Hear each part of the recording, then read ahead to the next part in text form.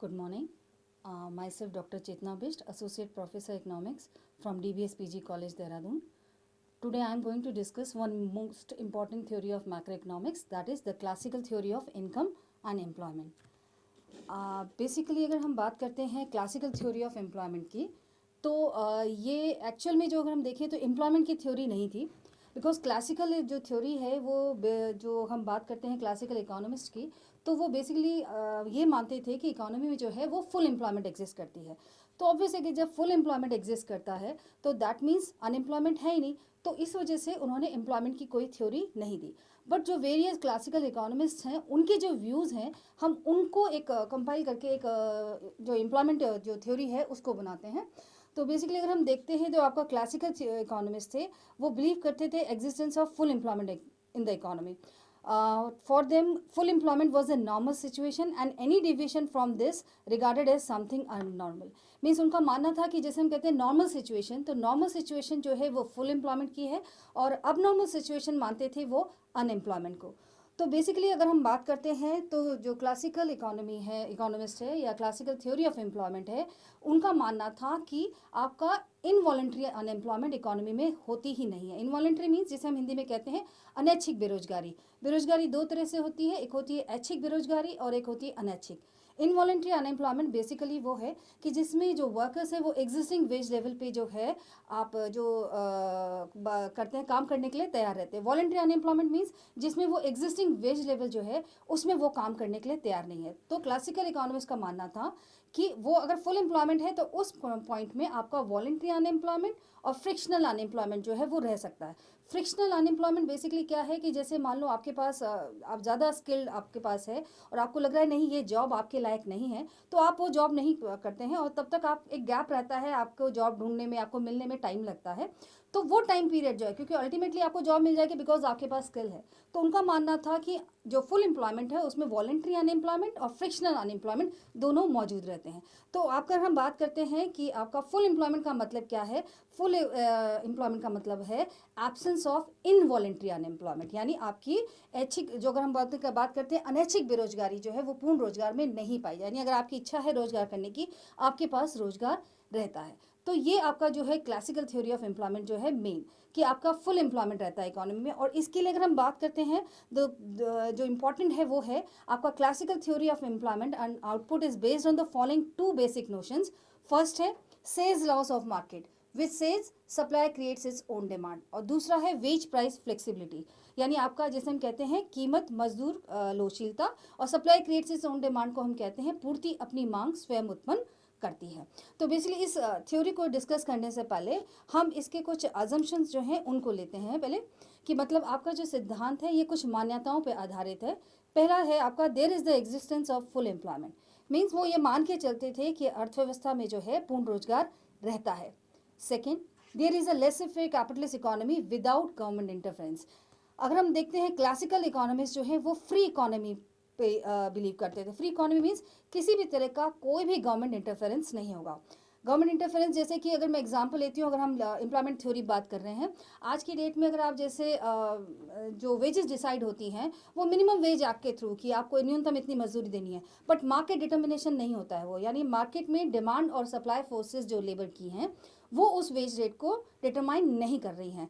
तो इसका मतलब क्या हुआ, गवर्नमेंट इंटरफेयर करके मिनिमम वेज एक्ट लाया जिसमें कि वो इक्विलिब्रियम लेवल से ऊपर वेजेस जो है वो डिसाइड करते हैं। तो ऐसे में ऑब्वियस है कि आपका सप्लाई ज़्यादा हो जाता है, डिमांड कम हो जाता है और अनएम्प्लॉयमेंट की प्रॉब्लम होती है। तो इस वजह से उनका मानना था कि आपको इकोनॉमी जो है उसको फ्री छोड़ना है। तो फ्री मीन्स फ्री मार्केट है आपका, मार्केट जो प्राइस मैकेनिज्म जो है उसके थ्रू जो है मार्केट काम करेगा। It is a close economy without foreign trade, यानी वो एक बंद अर्थव्यवस्था जिसका किसी से कोई विदेशी व्यापार नहीं होता है उस पर आधारित थी। नेक्स्ट है perfect competition in labour and product market, यानी पूर्ण प्रतियोगिता रहेगी आपकी लेबर मार्केट और प्रोडक्ट मार्केट, यानी वस्तु बाजार और आपका श्रम बाजार जो है उसमें पूर्ण प्रतियोगिता रहती है। लेबर इज होमोजीनियस मीन्स आपका जो लेबर है जैसे स्किल और अनस्किल का जो डिफरेंस है वो नहीं है, सभी लेबर जो है एक समरूप जिसे हम कहते हैं एक समान है। Total output of the economy is divided between consumption and investment expenditure. इसका मतलब क्या हुआ कि टोटल जितना भी प्रोडक्शन है आइदर वो कंज्यूमर गुड्स का होता है या इन्वेस्ट कैपिटल गुड्स जो है उसका होता है। तो उसी बेस पे कंजम्पशन जो है आपका आइदर कंजम्पशन एक्सपेंडिचर होगा या इन्वेस्टमेंट एक्सपेंडिचर होगा, यानी आपका उपभोग व्यय होगा या निवेश व्यय होता है, यानी y is equals to C plus I जो हम बात करते हैं। दूसरा है the quantity of money is given and money is only the medium of exchange, यानी आपका जो क्वांटिटी ऑफ मनी मीन्स मुद्रा की जो मात्रा है, जो मनी सप्लाई जिसे हम कहते हैं इकोनॉमी में, वो आपका गिवन है, मतलब वो ऑब्वियस है कि उसमें कोई चेंज नहीं है। और दूसरा जो सबसे इम्पॉर्टेंट है क्लासिकल इकोनॉमिक्स का जो व्यू था कि मनी जो है उसकी जो यानी मनी की जो डिमांड है वो सिर्फ मीडियम ऑफ एक्सचेंज, यानी मनी जो यूज़ होता है वो सिर्फ ट्रांजैक्शन पर्पस के लिए यूज़ होता है, यानी मनी की डिमांड आप सिर्फ ट्रांजैक्शन के लिए करते हो, मीडियम ऑफ एक्सचेंज है, वो विनिमय का माध्यम है, उसके अलावा आपका मुद्रा का मांग नहीं होती और किसी प्रयोग के लिए। Wage and prices are perfectly flexible, यानी ये एक और दूसरा इंपॉर्टेंट वो है कि उनका मानना था, क्योंकि ये इसलिए इंपॉर्टेंट है बिकॉज यही एक सेकंड वो इम्पॉर्टेंट आफ्टर सेज लॉ है जिसमें कि आपका ये फुल एम्प्लॉयमेंट थ्योरी बेस्ड है कि अगर इन केस अगर थोड़ा सा भी अनएम्प्लॉयमेंट या कुछ डिसइक्विलिब्रियम इकोनॉमी में आता है तो वो through wage and price flexibility जो है वो ऑटोमेटिकली जो है वो एडजस्टमेंट हो जाता है और इकोनॉमी हमेशा फुल एम्प्लॉयमेंट में रहती है। There is perfect information on the part of all market participants. Obviously जब हम परफेक्ट कॉम्पिटिटिव मार्केट लेके चलते हैं तो परफेक्ट कॉम्पिटिटिव मार्केट का एक बेसिक जो है कि आपको परफेक्ट नॉलेज है रिगार्डिंग आपका वेजेस या प्राइस जो है वो। नेक्स्ट है money wages and real wages are directly related and proportional, यानी यहाँ मनी वेजेस और रियल वेजेस यानी मौद्रिक मजदूरी और वास्तविक मजदूरी जो है वो एक दूसरे पे जो है एक संबंधित हैं और एक साथ ही बदलती हैं।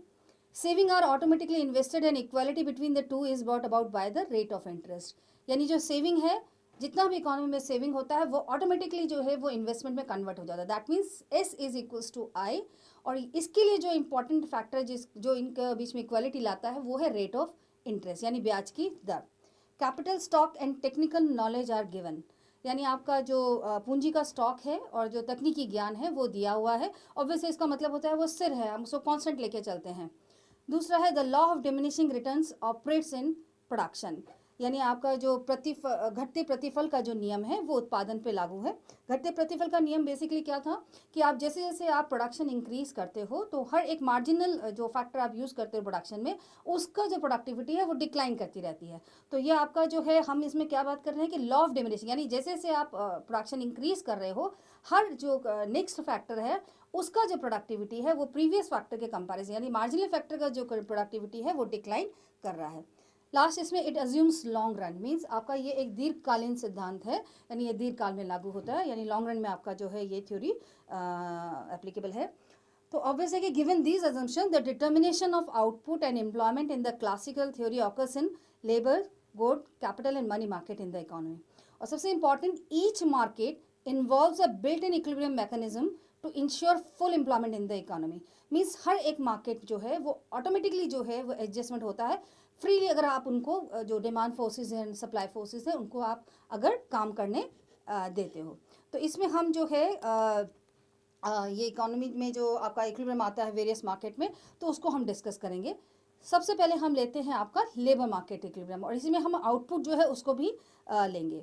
तो बेसिकली अगर हम देखते हैं लेबर मार्केट जो है, लेबर मार्केट में जो अगर हम बात कर रहे हैं तो आपका जो डिमांड एंड सप्लाई है, यानी डिमांड और अगर मैं बात करती हूँ सप्लाई की, तो जो लेबर की डिमांड है वो क्यों होती है?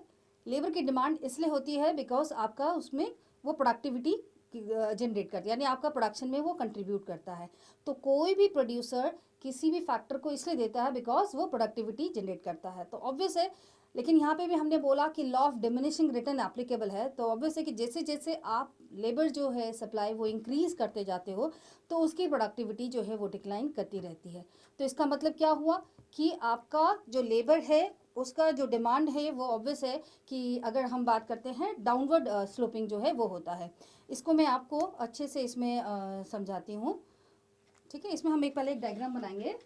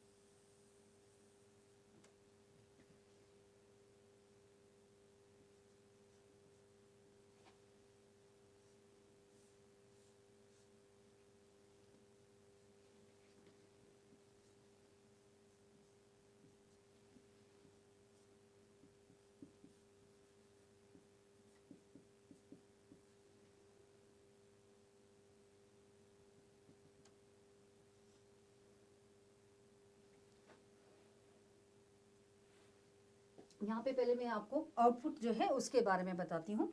आपका जो आउटपुट है वो बेसिकली आपका जो आउटपुट है is a function of N K T, ठीक है, जहाँ पे एन जो है वो है आपका नंबर ऑफ वर्कर्स या हम कहें कि लेबर, और के जो है वो बेसिकली आपका कैपिटल स्टॉक जिसे हम कहते हैं पूंजी स्टॉक, और टी जो है वो आपका है टेक्नोलॉजी मीन्स आपका जो तकनीक है। अब यहाँ पे जो क्लासिकल व्यू है आउटपुट को लेके, उनका मानना था कि आपका के और टी जो है वो कांस्टेंट रहता है। बेसिकली के और टी कांस्टेंट मीन्स के में आपका चेंज नहीं, के और टी में आपका चेंज नहीं आता है शॉर्ट टर्म में, और बेसिकली के और टी वो फैक्टर्स होते हैं जो प्रोडक्शन फंक्शन में शिफ्टिंग लाते हैं। तो बेसिकली अगर हम देखें तो उन्होंने के वाई को और एन को जो है एक दूसरे, यानी आपका नंबर ऑफ वर्कर्स पे आपका आउटपुट जो है वो डिपेंड करता है। यहाँ पे आपका लेबर अगर हम देखते हैं, आपका ये आपका लेबर है और यहाँ पे आपका आउटपुट है। तो बेसिकली जैसे जैसे नंबर ऑफ वर्कर्स आपका इंक्रीज करता है आपका आउटपुट भी इंक्रीज करता है। बट यहाँ पे ये देखना कि ये आपका इंक्रीजिंग रेट से हो रहा है, बिकॉज तब आपका law of increasing return applicable है, then law of constant return, और फिर अल्टीमेटली आपका लॉ ऑफ डिमिनिशिंग रिटर्न जो है वो एप्लीकेबल।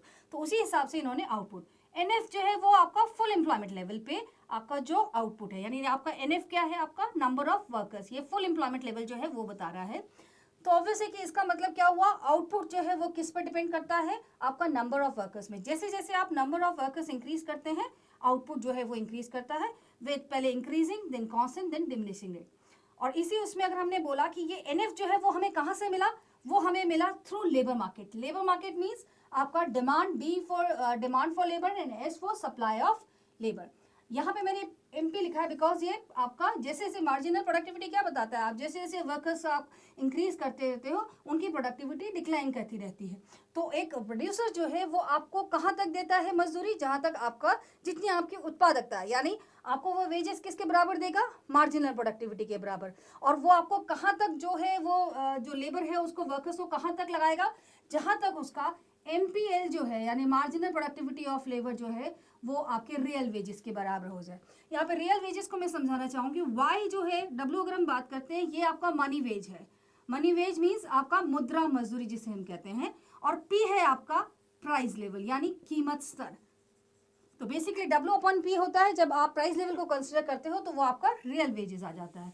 तो यहाँ पे वो कहाँ तक उसको देगा, जहाँ पे उसका मार्जिनल प्रोडक्टिविटी ऑफ लेबर उसके रियल वेज के बराबर हो जाए। तो हम यहाँ पे कह सकते हैं कि डी यानी demand of labour is a function of, but यहाँ पे ये इनवर्स रिलेशन, यानी आपका इनवर्स मीन्स जैसे जैसे आपकी रियल वेजेस जो है ऑब्वियस है कि इंक्रीज करती जाती है, वैसे वैसे डिमांड फॉर वर्कर जो है वो डिक्लाइन, बिकॉज ऑब्वियस है कि वेजेस उनके लिए कॉस्ट होती है। तो यहाँ पे आपका जो है इनवर्स रिलेशनशिप है। लेकिन जब हम सप्लाई को देखते हैं, सप्लाई किस पर डिपेंड किया है उन्होंने, सप्लाई अगेन जो है वो आपका सप्लाई ऑफ लेबर भी आपका is a function of real wages, but ये आपका डायरेक्ट रिलेशन है, मीन्स जैसे जैसे आप वेजेस इंक्रीज करते हो आपका सप्लाई ऑफ लेबर जो है वो इंक्रीज करता है। यहाँ पे एक चीज और है, यहाँ पे दो इफेक्ट हम करते हैं, वो अभी मैं इतना नहीं डिस्कस कर रही हूँ, substitution effect and income effect. तो ऑब्वियस है कि क्लासिकल व्यू ये था कि आपका substitution effect is more than income effect. Substitution means वो अपने आराम के बदले काम करना ज्यादा पसंद करते हैं। तो आपको ऑब्वियस है कि जैसे जैसे आप इनकम वेजेस इंक्रीज करोगे वर्कर्स जो है वो ज्यादा से ज्यादा अपनी लेबर जो है उसको सप्लाई करेंगे, और अल्टीमेटली एक ई पॉइंट आता है जहां पे कि इक्विलिब्रियम होता है, और वो आपका फुल एम्प्लॉयमेंट, ये आपका ये क्या है, एन फॉर हम एम्प्लॉयमेंट के लिए कंसिडर करते हैं, एन यानी फुल एम्प्लॉयमेंट लेवल है। यहाँ पे फुल एम्प्लॉयमेंट हम क्यों कह रहे हैं, क्योंकि इस एग्जिस्टिंग वेज पे जितने वर्कर्स काम करना चाहते हैं उतने वर्कर्स को काम मिल गया है, दैट मीन्स आपका ये फुल एम्प्लॉयमेंट जो है वो आ गया है। और इस फुल एम्प्लॉयमेंट पे जो आउटपुट हुआ है वो आपका पोटेंशियल आउटपुट। पोटेंशियल आउटपुट क्या होता है कि आपका जो आउटपुट आप फुल एम्प्लॉयमेंट लेवल पे जितना भी आपका प्रोडक्शन होता है वो आपका पोटेंशियल यानी जो आपकी संभावित जिसे हम कहते हैं उत्पाद वो होता है। अब उन्होंने ये बोला कि ये जो लेबर मार्केट है ये आपका इक्विलिब्रियम में रहता है थ्रू रियल वेजेस, यानी लेबर मार्केट इक्विलिब्रियम में रहेगा, क्यों रहेगा, बिकॉज ऑफ रियल वेजेस। हम मान के चलते हैं जैसे कि अगर ये सिचुएशन अगर आती है, मान लो वेज रेट जो है आपका ये है, इस कंडीशन में आप देखोगे ए बी और ये सी डी। ए बी क्या है आपका? एक्सेस सप्लाई, यानी ये अगर हम देखते हैं ये क्या पोजीशन है आपका? अतिरिक्त, जिसे हम कहते हैं श्रम की अतिरिक्त पूर्ति। एक्सेस सप्लाई का मतलब क्या हुआ कि आपका S L is greater than D L. That means ये क्या सिचुएशन लाता है आपका? अनएम्प्लॉयमेंट। क्योंकि आपकी तो ऑब्वियस है कि अनएम्प्लॉयमेंट आया है, तो अनएम्प्लॉयमेंट में जो हमने डिमांड एंड सप्लाई वाले जो चैप्टर है हमने उसमें पढ़ा है कि जब आपका सप्लाई ज़्यादा होती है तो मार्केट फोर्सेस किस तरफ वर्क करती है? वो प्राइस को नीचे की ओर ले जाती है। तो ऑब्वियस है अगर ये सिचुएशन होती है तो थ्रू जो रियल वेजेस है वो आपका ई पॉइंट पे आएगा। और अगर हम सी डी को बात करते हैं, सी डी वो कंडीशन है जहाँ पे आपका demand for labour is greater than supply of labour, यानी आपका यहाँ पे हम कहते हैं इसको excess demand. Excess demand, excess demand का मतलब क्या है कि आपकी मांग ज्यादा है, तो जब मांग ज्यादा होती है तो मार्केट फोर्सेस आपकी वेजेस को ऊपर, तो यानी अल्टीमेटली आप उसी लेवल पे आ जाते हैं और इस तरीके से आपका डिसइक्विलिब्रियम जो है वो इक्विलिब्रियम में कन्वर्ट। यानी अगर आप इस सिचुएशन में अगर आते हैं तो थ्रू आपका जो किस में चेंज आया? आपका रियल वेजेस। तो रियल वेजेस में चेंज आने से आपका लेबर मार्केट जो है वो इक्विलिब्रियम में रहता है। तो लेबर मार्केट अगर ऑब्वियस है कि आप अल्टीमेटली इसी पोजीशन में रहते हैं तो आउटपुट में भी कोई चेंज नहीं आता है, तो फुल एम्प्लॉयमेंट रहता है। आउटपुट जो है वो demand and supply of labour जो है उसके थ्रू जो है वो डिटरमाइन होता है आपका ओ क्यू पे, अगर हम इसको मान के चलते हैं। नेक्स्ट इसमें हम बात करते हैं जो इक्विलिब्रियम आएगा वो है आपका goods market equilibrium. Goods market equilibrium basically जो है वो आपका क्या है कि आपका गुड्स मार्केट क्या कहता है कि वस्तु बाजार क्या कहता है कि आपका मांग और पूर्ति जो है वो बराबर होना जरूरी है। तो मांग और पूर्ति जो है यानी आपका जितना भी आपका जो आउटपुट है, यानी अगर मैं मान के चल रही हूँ क्यों हमारा आउटपुट है वो टोटल जो है वो आपका कंज्यूम हो जाना चाहिए, यानी जितना भी मैंने प्रोडक्शन किया है उसको एक्सपेंडिचर मतलब आपका हो जाना चाहिए। तो इसका मतलब क्या हुआ कि आपका, तो इसमें आपका जो मेन जो लॉ है supply creates is own demand, यानी उसका मानना था कि जब हम कोई भी चीज़ प्रोडक्शन करते हैं तो ऑब्वियस है जब आपने प्रोडक्शन किया तो आपने जिन फैक्टर्स के उससे आपने प्रोडक्शन किया आप उनको वेजेस देते हैं, तो वो जो वेजेस आपने दी है वही आपकी जो इनकम उनको हुई है फैक्टर्स को वो उसी से उन गुड्स एंड सर्विसेज को परचेज करेंगे। बिकॉज क्लासिकल इकोनॉमिस्ट ये कहते थे कि कभी भी इकोनॉमी में ऐसी किसी भी चीज़ का प्रोडक्शन नहीं होता है जिसका डिमांड ना हो, यानी आप उन्हीं चीज़ को प्रोड्यूस करते हो जिसका डिमांड। तो दैट मीन्स आपका हम ये बोलेंगे कि जितनी भी इनकम थी वो आपका जितना भी इनकम आया वो आपका y इक्वल्स टू सी हो गया, यानी जितना भी प्रोडक्शन, यानी गुड्स मार्केट इक्विलिब्रियम में है इसका मतलब है जितना भी प्रोडक्शन हुआ है वो सारा का सारा प्रोडक्शन जो है वो कंज्यूम कर लिया गया है। Because goods market equilibrium important है, बिकॉज अगर गुड्स मार्केट इक्विलिब्रियम में नहीं रहेगा तो वो लेबर मार्केट में डिसइक्विलिब्रियम करेगा। कैसे? बिकॉज गुड्स मार्केट अगर इक्विलिब्रियम में नहीं है दैट मीन्स आपका प्रोडक्शन ज़्यादा हो रहा है। प्रोडक्शन ज़्यादा मीन्स आप एक्सेस प्रोडक्शन की ओर जा रहे हैं। एक्सेस प्रोडक्शन का मतलब क्या हुआ?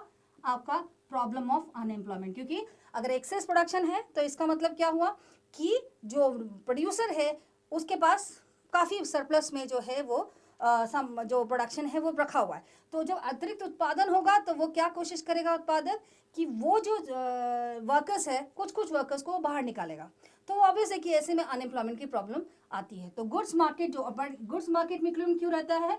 बिकॉज ऑफ सेज लॉ जो कि कहता है कि supply creates its own demand. ठीक है, तो यानी आपका लेबर मार्केट इक्विलिब्रियम में है, गुड्स मार्केट इक्विलिब्रियम में है, बट यहाँ पे हमने एक चीज़ जो नहीं ली है वो है कि हम ये एज्यूम कर रहे हैं, यानी आपका हमने एजम्पशन लिया है कि आपका कि इकोनॉमी में सेविंग नहीं है, यानी जैसे हमने जब हम सर्कुलर फ्लो हमने पढ़ते हैं तो उसमें सेविंग एक लीकेज होता है। लीकेज मीन्स वो आपका उस फ्लो से बाहर आ जाता है। तो यहाँ हमने अभी तक माना था कि y इज इक्वल्स टू सी, यानी जितना भी आउटपुट हुआ है वो आपका कंज्यूम कर लिया गया है। ठीक है, तो यहाँ पे ऑब्वियस है कि अब इसका मतलब क्या हुआ, तो यहाँ पे हम जो डिस्कस करने जा रहे हैं वो है आपका capital market. Capital market means कि ऑब्वियसली जब हम इसमें ये असम्पशन ले रहे हैं कि ठीक है कि y इज, क्योंकि हम भी जानते हैं कि y is not equal to c, कभी पॉसिबल ही नहीं है कि इनकम हमेशा जो है वो आपके उसके बराबर हो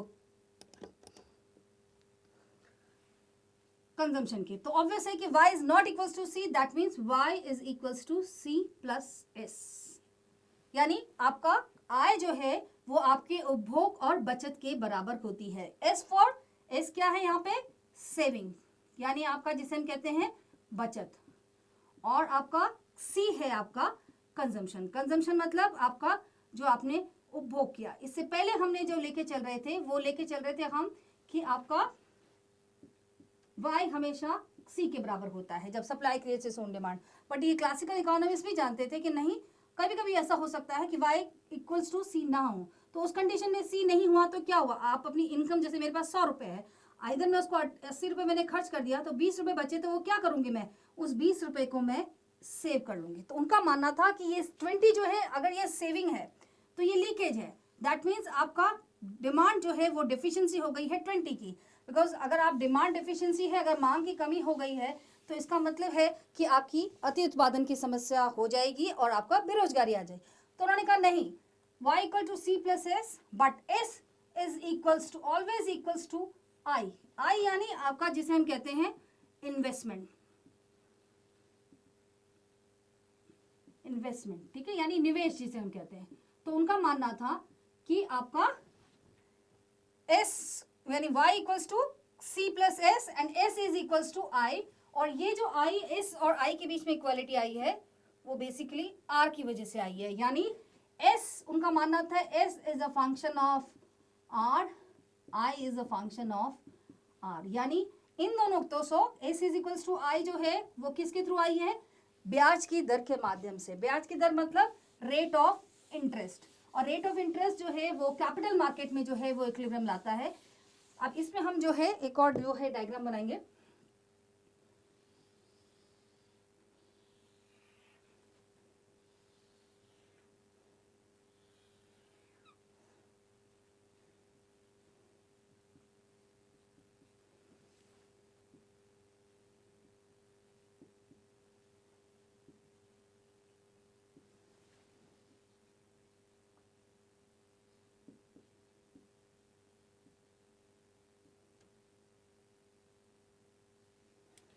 ये सेविंग एंड इन्वेस्टमेंट है। ऑब्वियस है कि हम यहाँ पे देख रहे हैं कि आपका आर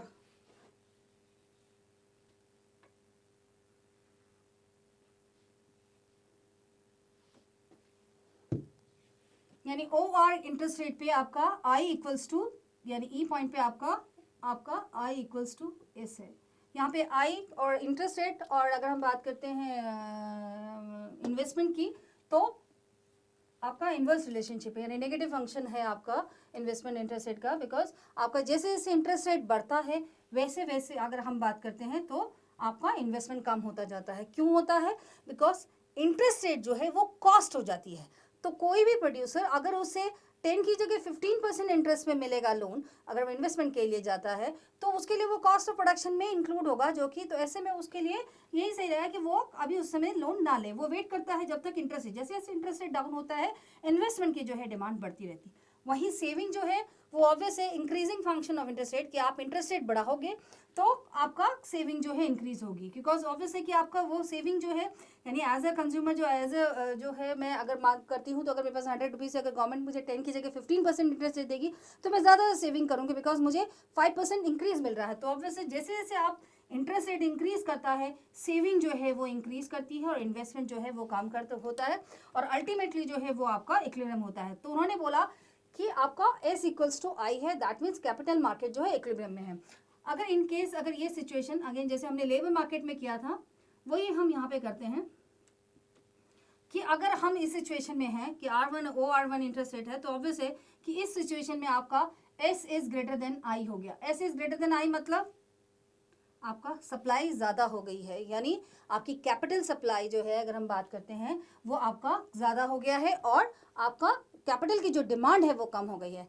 तो जब सप्लाई ज़्यादा होती है और डिमांड कम होती है तो आपका मूवमेंट नीचे की तरफ होगा ई पे अगेन। और अगर हम इस सिचुएशन में देखते हैं, यहाँ पे आपका एक्सेस डिमांड जो है वो हो गया है, बिकॉज कैपिटल की जो डिमांड है वो ज़्यादा है, और यानी आपके इन्वेस्टमेंट के लिए जो डिमांड है वो ज़्यादा है, और एस कम हो गया, तो मार्केट फोर्सेस जो है वो अल्टीमेटली, तो आपका अगेन जो है हम ई पे पॉइंट पे आते हैं। तो इसका मतलब क्या हुआ कि आपका थ्रू इंटरेस्ट रेट जो है वो आपका कैपिटल मार्केट जो है वो इक्विलिब्रियम में रहता है। इसमें एक चीज़ और एक्सप्लेन करती हूँ मैं कि इन केस किसी पर्टिकुलर पॉइंट पे हम मान के चलते हैं कि आपका इंटरेस्ट रेट में जो है वो चेंज आ गया है, चेंज मीन्स आपका ये आपका इंटरेस्ट रेट है OR, ये हमारी टोटल जो है वो अगर हम बात करते हैं सेविंग की डिमांड है M। अगर मान लो कि रिसेशन या की वजह से इन्वेस्टमेंट की जो है डिमांड कम हो गई है, यानी शिफ्टिंग हुआ, आई का जो है वो बैक शिफ्ट कर गया।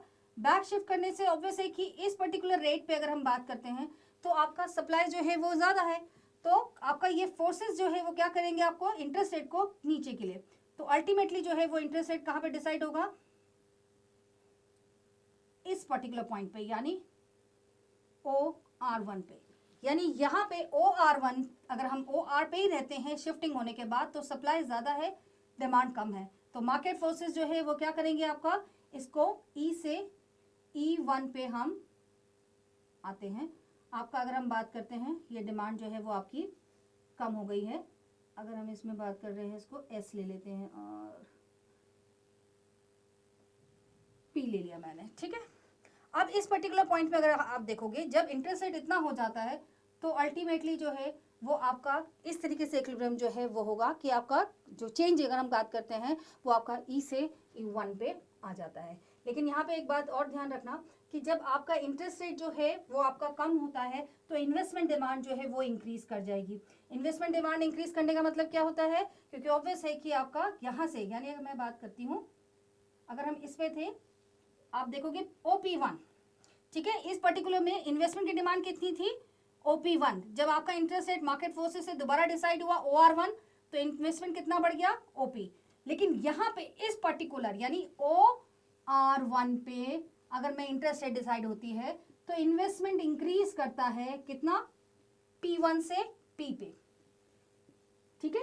और आपका जो सेविंग है, बिकॉज ऑब्वियस है सेविंग जो है, हमने बोला कि अगर इंटरेस्ट रेट कम होगी तो सेविंग कम हो जाएगा, तो अगर OR1 इंटरेस्ट रेट रहता है तो सेविंग जो है वो फॉल करती है PM। और ये जो सेविंग फॉल किया है वो उतना ही, यानी PM अगर हमने बोला सेविंग कम हो गई, इक्विलिब्रियम तो आ गया है, तो ये PM कहाँ गया, ये PM जो है वो कंजम्पशन में चला गया, यानी कंजम्पशन डिमांड जो है वो इंक्रीज कर जाती है, ठीक है। तो यहाँ पे ये है कि कैपिटल मार्केट जो है वो अपना इक्विलिब्रियम में रहता है। नेक्स्ट इसमें आता है एक और मार्केट जो हम जिसमें इसमें हमने अभी तक ये नहीं इंक्लूड किया कि मनी सप्लाई भी है, यानी मनी भी एक इम्पॉर्टेंट फैक्टर है। तो अब नेक्स्ट मार्केट जो हम डिस्कस करने जा रहे हैं वो है आपका मनी मार्केट।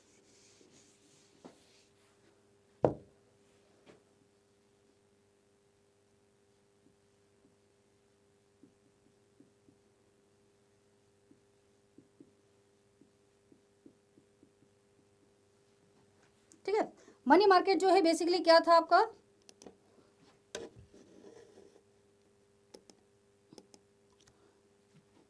मनी मार्केट, यहाँ पे हमने जब अजम्पशन में हमने डिस्कस किया था कि उनका एक मेन जो अजम्पशन था वो ये था कि मनी की जो डिमांड है वो सिर्फ ट्रांजैक्शन पर्पस के लिए की जाती है। ट्रांजैक्शन मीन्स आप वस्तुओं को खरीदने के लिए या उनके लिए मांग करेंगे, क्योंकि जैसे कीन्सियन व्यू में हम कहते हैं कि मनी की डिमांड जो है वो स्पेकुलेटिव मोटिव के लिए भी होती है, यानी सट्टे के लिए भी मुद्रा की मांग होती है। लेकिन इनका मानना था कि नहीं, मनी जो है वो सिर्फ आपका फॉर ट्रांजेक्शन पर्पज, यानी मीडियम ऑफ एक्सचेंज है, विनिमय का माध्यम है, और यानी कि आप इसमें और कुछ नहीं कर सकते हैं। लेकिन इसमें एक इम्पॉर्टेंट जो है, अगर हम मनी मार्केट में इक्विलिब्रियम की बात करते हैं तो जो क्लासिकल इकोनॉमिस्ट हैं वो फिशर का जो इक्वेशन है उसमें, यानी क्वांटिटी थ्योरी ऑफ मनी, जो कि क्वांटिटी थ्योरी ऑफ मनी क्या कहता है आपका कि आपका MV इज इक्वल्स टू, उनका जो फॉर्मूला था वो आपका MV is equals to PY था। MV is equals to PY में M जो है वो क्या है आपका, मनी सप्लाई, M है आपका मुद्रा की जो पूर्ति खो रही है इकोनॉमी में, V है आपका velocity of money, velocity means मुद्रा का संचलन वेग जिसे हम कहते हैं वेलोसिटी ऑफ मनी, P हो गया आपका प्राइस लेवल, और Y हो गया आपका आउटपुट। यहाँ पे एक चीज और, जब हम आउटपुट की बात करते हैं तो क्लासिकल व्यूज क्लियर है कि हमारा फुल एम्प्लॉयमेंट थ्योरी है, फुल एम्प्लॉयमेंट है तो हमारा आउटपुट जो है वो कांस्टेंट है, आप आउटपुट में कोई चेंज नहीं कर सकते हो, बिकॉज उनका जो है, अगर मैं बात करती हूँ उनका एग्रीगेट सप्लाई कर्व इस तरीके से है, यानी आपका सप्लाई में आप कोई चेंज, ये प्राइस लेवल है, ये प्राइस लेवल है, ये आपका आउटपुट है। आप आउटपुट में कोई चेंज नहीं कर सकते हो, बिकॉज उनका मानना था कि हम पोटेंशियल आउटपुट की सिचुएशन, पोटेंशियल आउटपुट मीन्स आप फुल एम्प्लॉयमेंट में हो, इसलिए आउटपुट में तो कोई चेंज पॉसिबल ही नहीं है, बिकॉज इकोनॉमी आपका इससे ज्यादा प्रोडक्शन नहीं, इसलिए आपका एक परपेंडिकुलर मतलब क्या होगा कि आप आउटपुट में कोई चेंज नहीं कर सकते हो। अगर डिमांड में कोई चेंज आता है वो सीधा सीधा आपके प्राइस को इंक्रीज करेगा, ना कि ये आपका क्या है प्राइस। तो यानी अगर डिमांड में कोई चेंज आता है तो प्राइस को इंक्रीज करेगा। तो उनका यह मानना था कि आपका फुल एम्प्लॉयमेंट में है, इसलिए आपका पोटेंशियल आउटपुट जो है उसमें आप चेंज नहीं कर सकते हो। दैट मीन्स आपका वाई जो है वो कांस्टेंट हो गया। दूसरा है velocity of money. Velocity of money जो है उनका मानना था, वेलोसिटी ऑफ जो अगर हम बात करते हैं तो velocity is defined as the number of time a unit of money is use for purchasing of final goods. यानी एक आपका जो मुद्रा की जो एक इकाई है वो परचेजिंग यानी आपका ट्रांजैक्शन में कितना यूज, यानी मान लो कि एक 100 रुपये का नोट जो है वो परचेजिंग करता है एक दिन में जो है वो 4 लोगों के हाथ से निकलता है। तो अगर हम देखें तो टोटल जो परचेजिंग हुई है वो 400 की हुई, बिकॉज 100 रुपीज का नोट 4 लोगों के पास गया तो वो 400 रुपए की परचेजिंग हुई। तो वेलोसिटी ऑफ मनी बेसिकली ये बताता है। तो उन्होंने कहा वेलोसिटी ऑफ मनी जो है वो भी कांस्टेंट है, बिकॉज मुद्रा का संचलन वेग जो है वो इस बात पर निर्भर करता है कि अर्थव्यवस्था में उपभोग की क्या वो है। तो यानी आपका बेसिकली वो कंजम्पशन पे डिपेंड, पैटर्न पे डिपेंड करती है।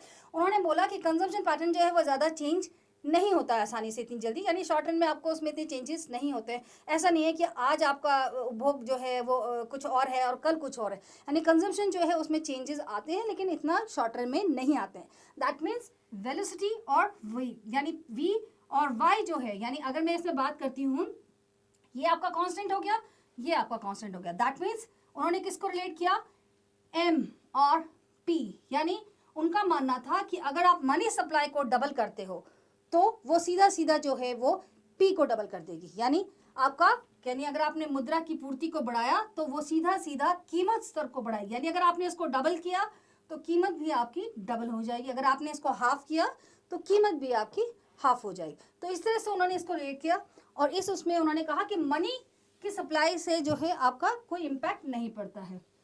इसको हम इस तरीके से एक्सप्लेन कर सकते हैं, ये आपका ओ क्यू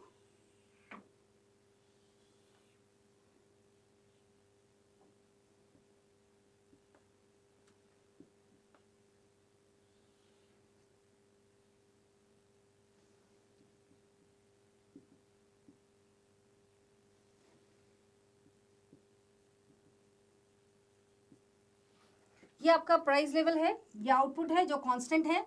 यहाँ पे आप देखोगे कि जब आउटपुट कांस्टेंट है, वी कांस्टेंट है, जब इकोनॉमी में मान लो गवर्नमेंट मनी सप्लाई इंक्रीज कर देती है, मनी सप्लाई इंक्रीज किया तो आपका ऑब्वियस है कि एमवी जो है वो शिफ्ट करता है जितना मनी सप्लाई, यानी आपने मनी सप्लाई अगर मैंने इतना किया है ए बी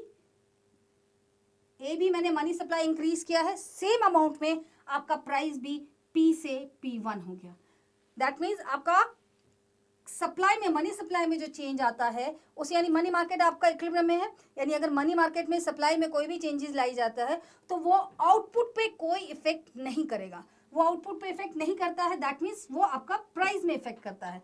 तो यानी मनी मार्केट भी इक्विलिब्रियम में है थ्रू चेंज इन प्राइस, यानी आपने मनी सप्लाई इंक्रीज किया आपका प्राइस भी उसी प्रोपोर्शन में इंक्रीज होकर हम ए से बी इक्विलिब्रियम, इक्विलिब्रियम आपका है ए और बी में, ठीक है।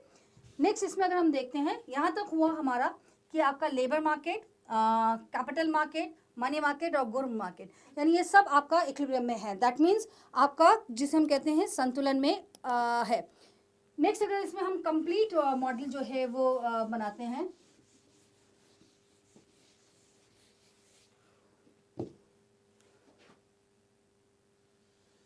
कंप्लीट मॉडल जो है वो आपका सिंपल अगर हम देखें, ये आपका आई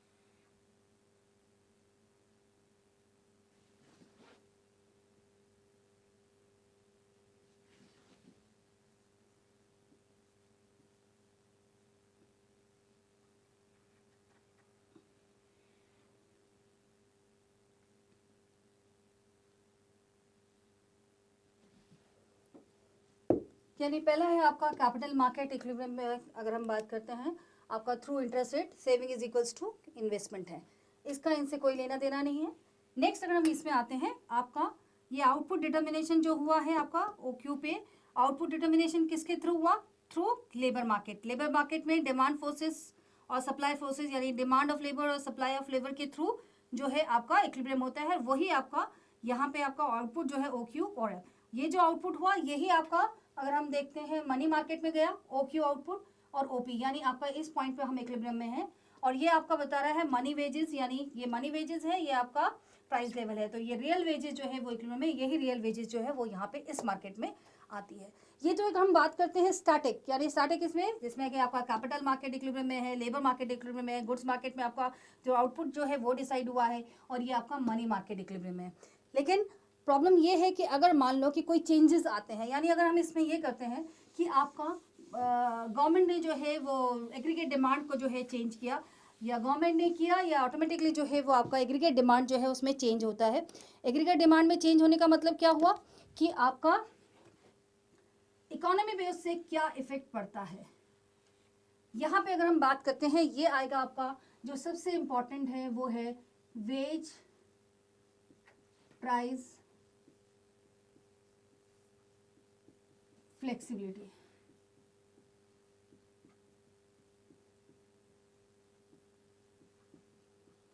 यानी वेज प्राइस फ्लेक्सिबिलिटी जो है वो उनका वो जो थॉट कि फुल एम्प्लॉयमेंट है, उन्होंने बोला ठीक है कि कभी कभी हो सकता है कि इकोनॉमी में कुछ प्रॉब्लम हो जाए कि आपका अंडर एम्प्लॉयमेंट इक्विलिब्रियम हो जाए, तो उन्होंने कहा ऐसे में भी आपका आउटपुट या रियल वेजेस या इन पे कोई इफेक्ट नहीं पड़ेगा, आपका अनएम्प्लॉयमेंट नहीं आएगा, बिकॉज वो थ्रू प्राइस और वेज फ्लेक्सिबिलिटी जो है वो ऑटोमेटिक एडजस्टमेंट जो है वो हो जाएगा। अब वो किस तरीके से होगा वो मैं आपको बता रही हूँ।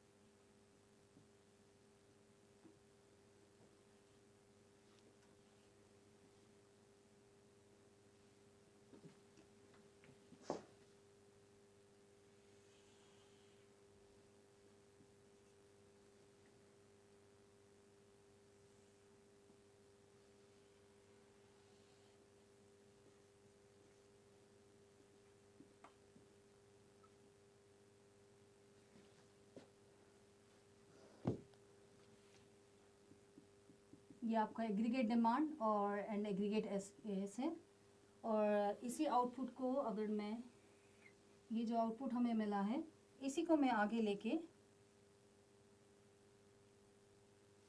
हम एक 45 डिग्री पे खींचते हैं ताकि आपका जो उसमें है उसी से हम इसको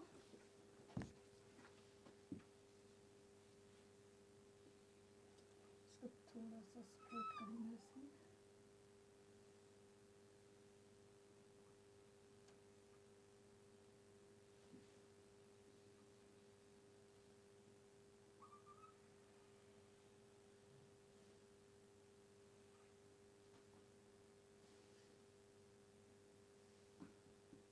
यानी ये जो आपका वर्टिकल उसमें था उसको हमने हॉरिजॉन्टल में लेने के लिए आपका ये डायग्राम ड्रॉ किया है।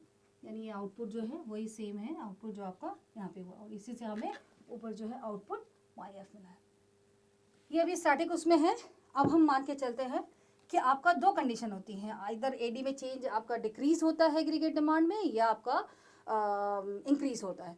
तो यहाँ पे एक इम्पॉर्टेंट है कि उनका मानना था कि डिफिशिएंसी ऑफ डिमांड नहीं होती है, यानी आपका मांग में कमी हो ही नहीं सकती है।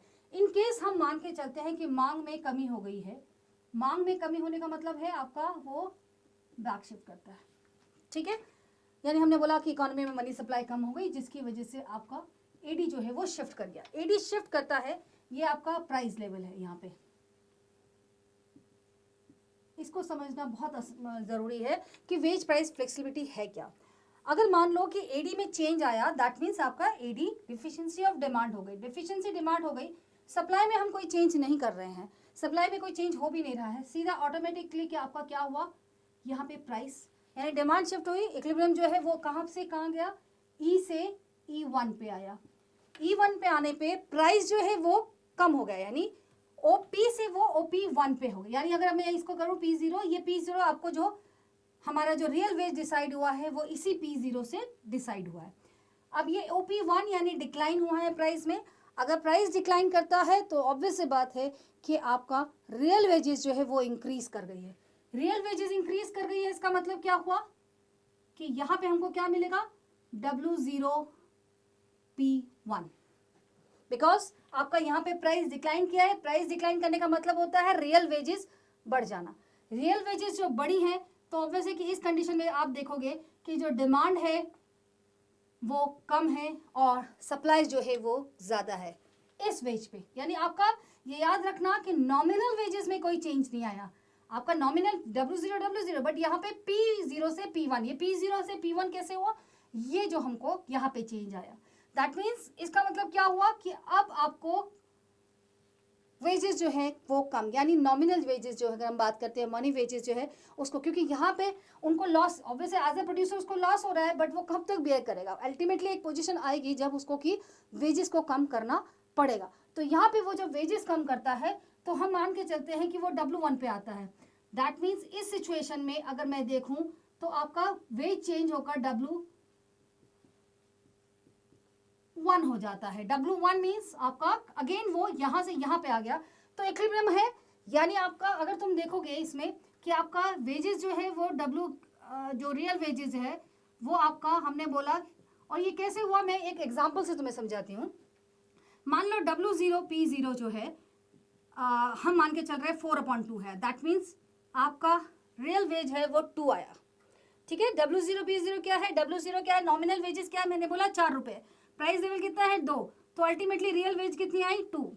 हमने बोला कि यहाँ पे जो है प्राइस जो है वो फॉल कर गया, मैंने माना कि P1 जो है वो 1 है, तो P1 1 है, तो इसका मतलब क्या हुआ कि ये 4/1 हो गया। तो अल्टीमेटली मेरी रियल वेजेस कितनी हो गई, 2 से बढ़कर 4 हो गई। ठीक है ना, यहाँ पे 2 से बढ़कर आपका क्या हो गया 4, तो 4 यानी रियल वेजेस मेरी बढ़ गई। तो अब ऑब्वियस है कि रियल वेजेस बढ़ने का मतलब है यहाँ पे हमने बोला ये बढ़ गई है, तो ऐसे में हमने बोला कि नहीं आपको रियल वेजेस बढ़ गई है, तो बट इसमें आपका ये प्रॉब्लम आ गई है कि यहाँ पे एक्सेस सप्लाई हो गई है, तो मुझे वेजेस कम करनी पड़ेगी। ठीक है, तो वेजेस अगर मैंने बोला कि वेजेस कम करने का मतलब क्या हुआ कि W जो है मुझे उसको चेंज करना पड़ेगा, यानी आपका जो मॉनेटरी वेजेस है हम उसको कम करेंगे। मॉनेटरी वेजेस कम करने का मतलब क्या हुआ, मुझे एक्चुअल में आपको इसी स्थिति में जो है वो आना पड़ेगा। तो मैंने क्या किया, W1P1 क्या किया, मैंने वेजेस चेंज कर दी। मैंने W0 जो है W1 क्या हुआ आपका 2, तो अगेन 2, तो ये देखो आपका W0 हमने क्या बोला अभी शुरू में, W0P0 is equals to W1P1 because 2 is equals to 2, ये 2 के बराबर हो गया है। तो अल्टीमेटली तुम देखोगे कि आपका रियल वेजेस में कोई चेंज नहीं आया है। चेंज क्या हुआ है, आपका P जो है वो P0 से P1 हो गया, दैट मीन्स आपका 2 से वो 1 हुआ, यानी यहाँ पे 2 था ये 1 हो गया। और जो अगर मैं बोलूं कि मौद्रिक मजदूरी जो है W0 जो थी वो आपका 4 से हमारा जो है वो कम होकर 2 हो गया। दैट मीन्स आपका change in wage and price, यहाँ हम जो वेज की बात कर रहे हैं वो मनी वेजेस यानी नॉमिनल वेजेस है, बट अल्टीमेटली तुम देखोगे कि आपका रियल वेजेस में कोई चेंज नहीं आया है। तो इसका मतलब, और आउटपुट में भी ऑब्वियस है कि जब हम अल्टीमेटली इस पॉइंट से हम अगेन इसी पॉइंट पे आ गए हैं, दैट मीन्स आपका जो आउटपुट है, आपका जो एम्प्लॉयमेंट है, यानी आपका जो अगर हम बात करते हैं रोजगार है, और जो उत्पादन है, और जो रियल वेजेस है, उसमें कोई इफेक्ट नहीं आया है, यानी आपका उत्पादन उतना का उतना ही है। ठीक है, यानी आपका ओ क्यू आउटपुट जो है, अगर मैंने बोला ओ वाई एफ मेरा आउटपुट है, वो उतने का उतना ही है। एम्प्लॉयमेंट आपका ओ एन एफ है, वो उतने का उतना ही है, ये ओ वाई एफ है। और वेजेस जो मेरी 2 निकली, हमने बोला कि यहाँ पे 2 है, वो वेजेस भी मेरी 2 के बराबर ही है। दैट मीन्स आपका उसमें कोई चेंज नहीं आया। तो चेंज किस में आया? वेजेस में, नॉमिनल वेजेस में और आपकी प्राइस में, यानी कीमतों में और मजदूरी, यानी इसे ही हम कहते हैं कीमत मजदूर लोचशीलता, जिसके माध्यम से उन्होंने कहा कि वो अगर मान लो कि किसी कंडीशन में अगर अनएम्प्लॉयमेंट होता भी है, अगर प्रॉब्लम होती है, aggregate demand deficiency in demand होती भी है, तो वो थ्रू प्राइस वेज फ्लेक्सिबिलिटी जो है वो हम ऑटोमेटिकली जो है वो एडजस्टमेंट हो जाता है। इसी को अगर हम इंक्रीज उसमें करेंगे तो वो भी आपका एडजस्टमेंट जो है इसमें आ जाएगा। इसके लिए अगर हम बात करते हैं, एक और इम्पॉर्टेंट जो तो था, ये आपका कंप्लीट वो है वेज प्राइस फ्लेक्सिबिलिटी, जो ये बोलता है कि आपका कि थ्रू वेज प्राइस फ्लेक्सिबिलिटी जो है वो आपका फुल एम्प्लॉयमेंट, क्योंकि अल्टीमेटली आप फुल एम्प्लॉयमेंट में है ना, O N F full employment में आप उतना ही आपका आउटपुट जो है पोटेंशियल आउटपुट उसमें है। नेक्स्ट आता है इसमें आपका जो इम्पॉर्टेंट जो हम बात करते हैं रियल बैलेंस इफेक्ट, जिसे हम कहते हैं पीगू का जो था,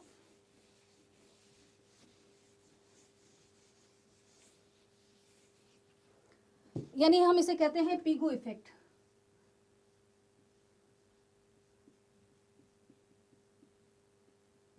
पीगू इफेक्ट जिसे हम कहते हैं, इसको आप रियल बैलेंस इफेक्ट भी कहते हैं।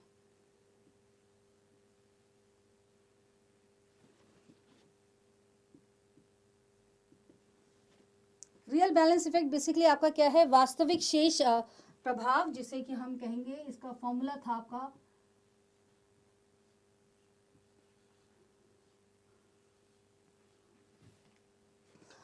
उसका मानना था कि अगर n है नंबर ऑफ वर्कर्स, w है आपका वेजेस, और इसमें अगर हम बात करते हैं q है fraction of income as wages जो है अर्न एज वेजेस, और y है आपका आउटपुट। ठीक है, तो उसने कहा कि यानी इनकम का वो पोर्शन जो आप वेजेस के लिए यूज करते हैं और ये आपकी वेजेस हैं। उसने कहा ऑब्वियस है कि अगर आपको n को इंक्रीज करना है तो n को इंक्रीज करने के लिए आइदर आपको न्यूमरेटर को यानी इसको बढ़ाना पड़ेगा, इसको इंक्रीज करना पड़ेगा, या आपको इसको कम करना पड़ेगा। तो ऑब्वियसली उसने कहा कि हम इसको इंक्रीज नहीं कर सकते हैं, हम इसको डिक्रीज कर सकते हैं। जैसे अगर मान लो कि ऊपर की वैल्यू आपकी 8 है और नीचे आपका 4 है, तो n means number of workers कितना हुआ? 2। अब अगर मान लो मैंने n इज इक्वल्स टू, मैंने ऊपर को हम चेंज, उसने बोला इसमें चेंज पॉसिबल नहीं है, तो हमने नीचे जो है वेजेस जो है उसको मैंने 2 कर दिया, तो 2 4 जा 8, यानी आपने इसको कम करके इसको इंक्रीज किया। दैट मीन्स पहले आपको सिर्फ 2 वर्कर्स के पास वेजेस थी, अब कितने वर्कर्स के पास वेजेस है? नौकरी है आपके पास 4। कैसे किया हमने मजदूरी जो थी उसको। तो उसने कहा कि अगर ऐसी कोई प्रॉब्लम होती है तो वेज कट के थ्रू जो है हम फुल एम्प्लॉयमेंट में आ सकते हैं। इसके लिए उन्होंने जो बोला कि क्या लॉजिक जो है इस का पीगू ने दिया था, वो लॉजिक ये है कि आपका कि लेबर जो है वो आपका फैक्टर ऑफ प्रोडक्शन है। लेबर एक प्रोडक्ट का जो भी हम जैसे मान लो कुछ भी चीज़ आप प्रोडक्शन करते हो XYZ जो भी, उसका कॉस्ट भी है। यानी जब तुम देखोगे कि कोई भी चीज़ प्रोड्यूस होती है तो उसका लेबर कॉस्ट इंक्लूड होता है। तो जो लेबर कॉस्ट इंक्लूड हुआ है, तो अगर आप लेबर की वेजेस कट करोगे तो वो कॉस्ट ऑफ प्रोडक्शन जो है वो आपका जो है कम होगा, प्राइस लेवल जो है वो डिक्लाइन करेगा। प्राइस लेवल डिक्लाइन करने से जो है ऑब्वियसली कि अगर आज की डेट में कोई चीज़ मुझे 2 रुपये सस्ती मिलती है, उनका मानना था कि आपका वेजेस को आप कट करो, वेजेस आप कट करो यानी डिक्लाइन करोगे तो प्राइस लेवल कम होगा। प्राइस कम क्यों होगा? बिकॉज ये कॉस्ट है, लेबर कॉस्ट होती है। तो ऑब्वियसली जिस भी प्रोडक्ट में वो लेबर यूज हुआ है, अगर आपने उसकी कॉस्ट को कम किया है तो उस पर्टिकुलर प्रोडक्ट का प्राइस कम हो जाएगा। प्राइस कम होने का इफेक्ट ये होता है कि ऑब्वियसली कि आपकी डिमांड जो है वो इंक्रीज करती है। तो अल्टीमेटली जब डिमांड इंक्रीज करेगी तो हम वर्कर्स जो है एन की डिमांड भी इंक्रीज करेंगे और फिर ऑटोमेटिकली हमारा फुल एम्प्लॉयमेंट।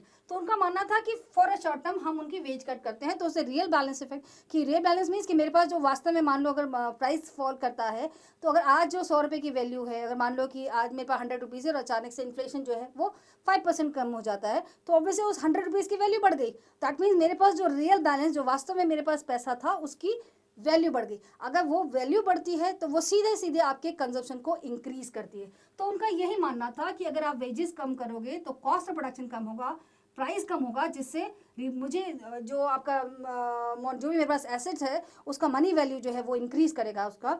तो ऑब्वियसली इंक्रीज करने का मतलब है कि मेरी परचेजिंग पावर बढ़ रही है। परचेजिंग पावर बढ़ने का मतलब होता है कि मैं डिमांड इंक्रीज करूंगी, डिमांड इंक्रीज करूंगी तो नंबर ऑफ वर्कर्स ऑटोमेटिकली जो है वो आपका इंक्रीज करता है। इसको उन्होंने जो है एक अगर मैं इसको एक्सप्लेन करूं एक डायग्राम के थ्रू,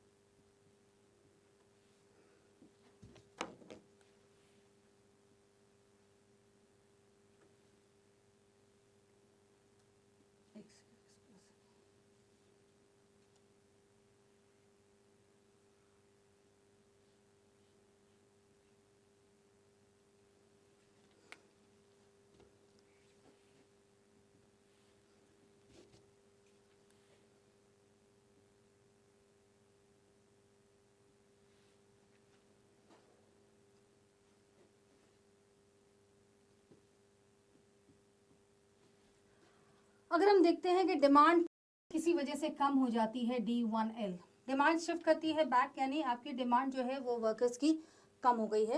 वेज लेवल जो है वो इतना है, रियल वेजेस जो है ONF में हम हैं। तो उनका मानना था कि ऑब्वियस है कि हम क्या करेंगे इसमें कि आपका अल्टीमेटली देखेंगे तो E से E1 हो रहा है।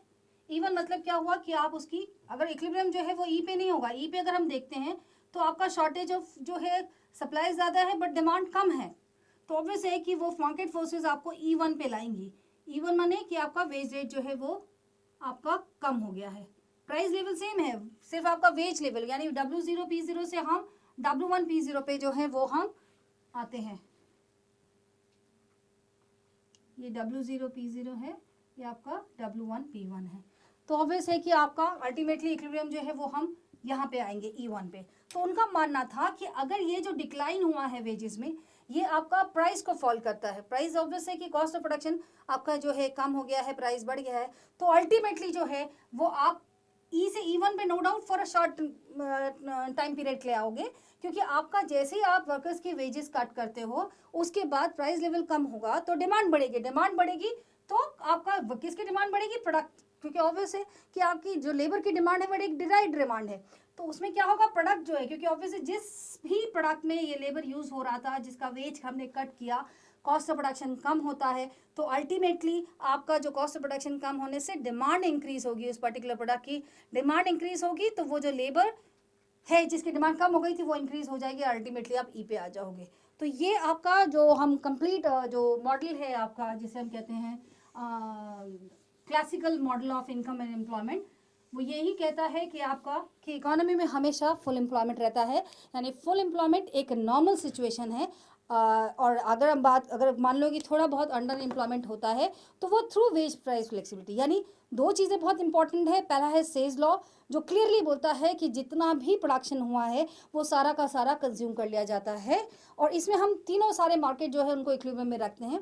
और उन्होंने कहा कि नहीं, अगर अंडर एम्प्लॉयमेंट इक्विलिब्रियम अगर इसी कंडीशन में होता है या चेंज एडी में चेंज आने से कुछ चेंज होगा भी, तो वो थ्रू जो है आपका वेज प्राइस फ्लेक्सिबिलिटी जो है वो ऑटोमेटिक जो है एडजस्टमेंट हो जाता है। तो यहाँ पे ये जो अगर हम देखें तो आपका जो कंप्लीट मॉडल है क्लासिकल जो थ्योरी है इनकम एंड एम्प्लॉयमेंट की, वो ये है। लेकिन फिर भी इसमें कुछ हम इसको जो थ्योरी है इसको सबसे ज़्यादा जो क्रिटिसिज्म किया गया है वो आपका किन्सन थ्योरी में किया गया, यानी किन्सन जो आपका केन्स थे उन्होंने इसको क्रिटिसाइज़ किया कि ये और जो क्रिटिसाइज़ किया उसी के बेस पे उनका जो एम्प्लॉयमेंट थ्योरी जो बहुत इंपॉर्टेंट थ्योरी है, बिकॉज आपका जब क्लासिकल मॉडल हम ले रहे हैं तो उसी समय 1929 से की अगर बात करते हैं उस समय आपका जो रिसेशन बहुत बड़ा आया, जिसमें कि आपका ओवर प्रोडक्शन की प्रॉब्लम हुई, अनएम्प्लॉयमेंट की प्रॉब्लम हुई, तो कैपिटलिस्ट इकोनॉमी जो है वो पूरा रिसेशन में थी और उन्हें ये समझ में नहीं आ रहा था कि किसी तरह का मार्केट फ्री मार्केट फोर्सेस काम कर रही है, मार्केट मैकेनिज्म हमने बोला कि काम करता है। क्लासिकल मॉडल कहता है कि आप प्राइस मैकेनिज्म वर्क करेगा तो ऑटोमेटिक एडजस्टमेंट हो जाएगा और फुल एम्प्लॉयमेंट की प्रॉब्लम यानी अनएम्प्लॉयमेंट की प्रॉब्लम नहीं रहेगी, बट ऐसा नहीं हुआ। आपका ओवर प्रोडक्शन की प्रॉब्लम हुई, प्राइस फॉल कर रहा था, अनएम्प्लॉयमेंट इंक्रीज कर रहा था, तो कुछ ना कुछ रीज़न थे, तो उसी को उन्होंने क्रिटिसाइज़ किया। पहला जो क्रिटिसिज्म अगर हम देखते हैं वो है आपका under employment equilibrium. Under employment equilibrium means economy कभी भी फुल एम्प्लॉयमेंट पे इक्विलिब्रियम में नहीं रहती है, वो हमेशा अंडर एम्प्लॉयमेंट यानी वो जो आपका फुल एम्प्लॉयमेंट लेवल है उससे पहले वो संतुलन में आ जाती है, जिसकी वजह से बेरोजगारी की समस्या रहती है। क्योंकि उन्होंने बोला कि जो सेज लॉ है, supply creates its own demand, ऐसा नहीं होता है। दूसरा है refutation of says law. Says law कहता है कि आपका supply creates its own demand, यानी आपकी जितना भी प्रोडक्शन हुआ है वो सारा का सारा व्यय हो जाता है, बट ऐसा नहीं है। उस फ्लो में से आपका सेविंग होता है, and saving is not equal to investment. यानी वो जो कहता है कि नहीं C + S है और S is equal to I है, तो किन्सन व्यू कहता है कि नहीं, अगर ऐसा होता तो कभी भी ओवर प्रोडक्शन की प्रॉब्लम नहीं आती और ना ही आपकी अनएम्प्लॉयमेंट की प्रॉब्लम जो है वो कैपिटलिस्ट इकोनॉमी में देखी जाती। दूसरा है self adjustment not possible. Self adjust means जो हमने बोला कि मार्केट फोर्सेस जो है वो अपने आप ही एडजस्टमेंट कर लेंगी through demand and supply, but ऐसा नहीं होता। ऐसा क्यों नहीं होता, उसके लिए उन्होंने बहुत सही वो बताया जो आज की डेट में हम इकोनॉमी में देखते हैं, वो है इनकम इनइक्वालिटी। इनकम इनइक्वालिटी क्या आती है? Gap between richest section and poorest section. एक वो सेक्शन है जिनके पास पैसा बहुत है लेकिन वो कंजम्पशन नहीं करते। ऑब्वियसली पैसा बहुत है, मेरे पास अगर 1 लाख रुपए मेरी पर मंथ इनकम है तो मैं 1 लाख रुपए कंज्यूम नहीं करूंगी, दैट मीन्स मैं सेविंग करूंगी। तो एक वो सेक्शन है जिसके पास पैसा बहुत है लेकिन वो कंजम्पशन नहीं करता है। दूसरा पुअरेस्ट सेक्शन जो कंजम्पशन करना चाहता है लेकिन उसके पास इनकम नहीं है। तो दोनों का इम्पैक्ट क्या हुआ? एक वो सेक्शन जिसके पास इनकम है लेकिन कंज्यूम नहीं, तो दैट मीन्स कंजम्पशन कम हुआ। दूसरा वो सेक्शन जो करना तो चाहता है लेकिन उसके पास करने के लिए पैसा नहीं है, तो दोनों का इम्पैक्ट हुआ लैक ऑफ डिमांड, यानी आपका मांग की कमी होना। तो ऑब्वियसली डिफिशिएंसी ऑफ डिमांड होगी, और यही रीजन था कैपिटलिस्ट इकोनॉमी में मेन, जो कि ओवर प्रोडक्शन अनएम्प्लॉयमेंट, क्योंकि ओवर प्रोडक्शन हुआ तो अनएम्प्लॉयमेंट और प्राइस फॉल जो है वो सिचुएशन होगी। दूसरा है equality of saving and investment through income changes. यानी हमने यहाँ पे क्या बोला था कि सेविंग इक्वल्स टू इन्वेस्टमेंट होता है, और सेविंग और इन्वेस्टमेंट में इक्वलिटी जो है वो आपका इंटरेस्ट रेट के थ्रू होता है। बट अज्यूम करके चलते हैं कि चलिए कि इंटरेस्ट रेट जो है वो आपकी गवर्नमेंट जो है वो 10 से 15-16% ले जाती है। मैं सेविंग तो तब करूँगी जब मेरे पास इनकम होगी। दैट मीन्स सेविंग जो है वो मेन डिपेंडेंट जो फैक्टर है वो इनकम है। यानी अगर आपके पास आय है आप बचत तभी करोगे। तो उसका मानना था कि saving is a function of income, और जो इक्वालिटी आती है सेविंग और इन्वेस्टमेंट के बीच में वो थ्रू इनकम आती है। कैसे? जैसे मान लो सेविंग इंक्रीज कर गई किसी पर्टिकुलर टाइम पे इन्वेस्टमेंट से, यानी निवेश से ज़्यादा आपकी बचत हो गई। अब सेविंग ज़्यादा हो गई है तो ऑब्वियस है कि डिफिशिएंसी ऑफ डिमांड हो गई। तो डिफिशिएंसी ऑफ डिमांड है तो आउटपुट जो है वो डिटर्मिनेशन कम हो जाएगा, आउटपुट कम होगा तो इनकम कम होगी, इनकम कम होगी तो सेविंग कम होगी, और अल्टीमेटली जो है वो सेविंग और इन्वेस्टमेंट जो है वो बराबर हो जाएंगे। तो इसका मतलब क्या हुआ कि सेविंग और इन्वेस्टमेंट में जो इक्वालिटी है वो इंटरेस्ट रेट के थ्रू नहीं आती। दूसरा है importance of speculative demand for money. यानी स्पेकुलेटिव डिमांड फॉर मनी, ये किन्सन वो था कि उन्होंने बोला, उन्होंने इसने क्योंकि आपका क्लासिकल व्यू है कि सिर्फ ट्रांजैक्शन पर्पस के लिए ही हम यूज़ करते हैं, यानी मीडियम ऑफ एक्सचेंज है। बट किन्सन व्यू था कि नहीं, स्पेकुलेटिव मोटिव के लिए भी हम डिमांड करते हैं, और वहाँ पे आपका इन्वर्स रिलेशनशिप है between interest rate and money demand. यानी इंटरेस्ट रेट ज़्यादा होगी तो स्पेकुलेटिव मोटिव के लिए डिमांड कम होगी। जैसे जैसे आपकी इंटरेस्ट रेट कम होता है स्पेकुलेटिव मोटिव के लिए डिमांड बढ़ती जाती है, लेकिन एक पर्टिकुलर लेवल के नीचे आप इंटरेस्ट रेट नहीं कम हो सकता है, बिकॉज आपका स्पेकुलेटिव मोटिव के लिए सारा पैसा रख लेते हो। तो यानी वहाँ पे एमडी जो है वो अगर हम देखते हैं तो आपने देखा होगा कि एमडी जो बनता है उस कंडीशन में आपका ये इस तरीके से एकदम से परफेक्ट इलास्टिक जो है वो हो जाता है। तो इसका मतलब क्या हुआ? उन्होंने बोला नहीं, स्पेकुलेटिव डिमांड फॉर मनी भी होता है। दूसरा है rejection of quantity theory of money. यानी आपका जो मुद्रा का परिमाणात्मक सिद्धांत जो हमने फिशर का थ्योरी लिया था, तो उसमें उन्होंने बोला कि नहीं, इसमें क्या बोला था उन्होंने कि मनी सप्लाई जो है अगर आप इंक्रीज करते हो तो उसका आउटपुट पे इफेक्ट कुछ नहीं होता, यानी आउटपुट पे आपका जीरो इफेक्ट है, बिकॉज जितना भी मनी सप्लाई होगा उससे सीधा सीधा आपका प्राइस इंक्रीज करता है। तो उन्होंने बोला नहीं, आपका because economy under employment equilibrium में होती है, इसलिए अगर आप मनी सप्लाई इंक्रीज करते हो तो आउटपुट में भी चेंज आता है और प्राइस। और अगर हम केन्सियन थ्योरी को देखें तो वो तो ये कहते हैं कि आपका कि नहीं, आपका शुरू में जो है वो आपका क्योंकि इलास्टिक सप्लाई है तो ऑब्वियस है कि वहाँ पे आपका आउटपुट पे ही चेंज आता है, प्राइस में चेंज नहीं आता। लेकिन जैसे जैसे हम फुल एम्प्लॉयमेंट में जाते हैं आउटपुट और प्राइस में दोनों में चेंज आता है, और जब आप फुल एम्प्लॉयमेंट को अचीव कर लेते हो तो तब वो कंडीशन में आपका सिर्फ प्राइस लेवल पे चेंज आता है। तो यहाँ पे क्वांटिटी थ्योरी ऑफ मनी कि नहीं, आपका जो है वो सिर्फ प्राइस में चेंज करता है, उसने सीधे सीधे से को जो है क्रिटिसाइज़ किया।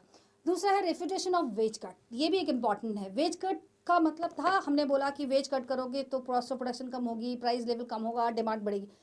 बट एज अ फैक्ट अगर हम देखें तो वेज कट अगर हमने लेबर का हम कर रहे हैं, लेबर हमने यहाँ एज्यूम क्लासिकल व्यू था कि वो एक फैक्टर ऑफ प्रोडक्शन है, but labour factor of production के साथ साथ एक कंज्यूमर भी है।